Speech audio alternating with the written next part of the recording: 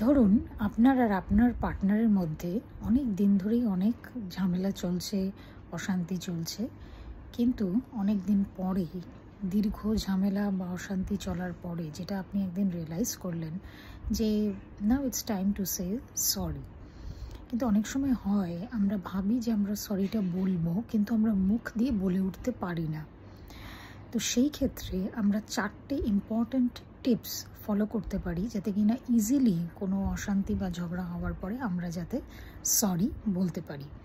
প্রথম টিপস হচ্ছে আপনার কমিউনিকেশনটাকে ইফেক্টিভলি বুস্ট করার জন্যে আপনি যেটা করতে পারেন, পরিষ্কার ও শান্তভাবে কথাটা বলবেন, একজন আরেকজনকে দোষারোপ না করে।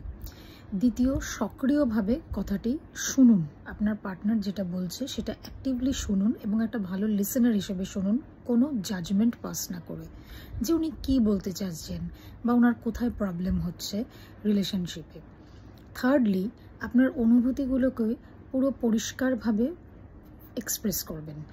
মানে কি, সব কথাতে আপনি তুমি করেছো, তোমার এটা করা উচিত হয়নি, এটা না বলে আপনি একটু টুইস্ট আনবেন। আমার মনে হয় এটা ভালো হয়নি, এটা করলে বোধহয় এরকম হতো, বা ধরুন আপনি বললেন যে আমার জন্য তো এটা করলেই ঠিক হতো। এতে কি হবে, জিনিসটা অনেক বেশি সহজ এবং দুজনের ক্ষেত্রেই আপনার ইজি হবে এবং আপনার পার্টনারও বুঝতে পারবে যে আপনি কোথাও তো সত্যিই সরি ব্যাপারটা নিয়ে। ফোর্থলি, যেটা আপনি করতে পারেন সেটা হচ্ছে ঠিক সময় বেছে নেবেন জিনিসটাকে বলার জন্যে।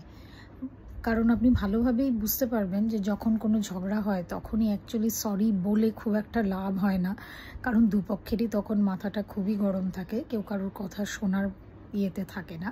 সেজন্য যখন দেখবেন যে জিনিসটা অনেকটা শান্ত আছে তখন আপনি দুজনেই শান্তভাবে আলোচনা করে আপনার সরিটা বলবেন।